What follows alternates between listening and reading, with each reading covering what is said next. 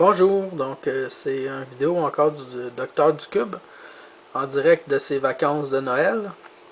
Donc ce que je voulais vous montrer, c'est que j'ai pris un de mes cubes Rubik's, puis j'ai fait des modifications mineures dessus, ce qui le rend aussi décoratif. Donc ce qui est le plus intéressant, c'est que sur les 6 faces, il y a des repères tactiles qui sont différents. Donc on voit ici des petits points ronds.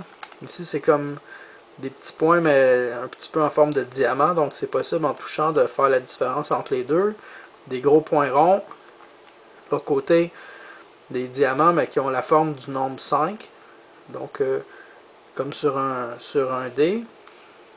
Sur une des faces, c'est des velcro de type la partie rude du velcro. Sur la face opposée, c'est la partie douce du velcro.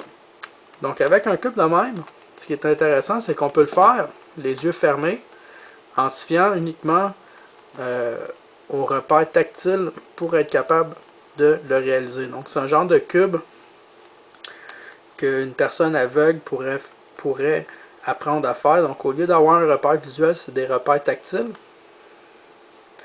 Ce qui fait aussi que c'est des parties différentes du cerveau qui vont être en action dans l'analyse du cube. Donc c'est sûr, ça prend plus de temps que quand c'est un cube à reconnaissance visuelle. Donc un cube à reconnaissance visuelle, je suis capable de le faire environ, je le fais environ 1 minute 45 secondes.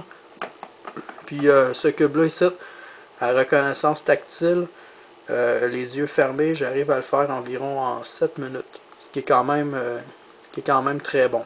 Donc c'était juste pour montrer que c'était quand même simple. Là. Dans le fond, je suis allé dans un Dollarama pour acheter différents collants puis morceaux de velcro déjà arrangés que j'ai collés par-dessus les collants. Donc éventuellement, je vais en faire un mieux avec des boutons en métal ou quelque chose de même qui va être collé de façon permanente. Mais pour un premier essai, je voulais faire avec des trucs qui seraient possibles de redécoller ensuite.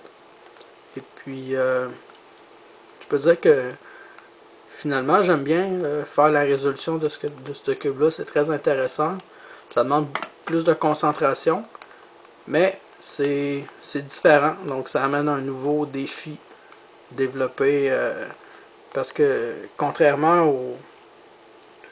à une résolution, où on utilise les yeux pour y analyser la situation, donc là, on utilise les mains à la fois pour résoudre puis pour analyser. Donc, ça fait quand même une bonne différence. Donc je voulais juste vous montrer ça, que c'est possible de faire ça. Je trouve ça bien intéressant, donc j'ai pris un de mes cubes parce que j'en ai plusieurs, puis je l'ai converti comme ça pour essayer. Bonne soirée!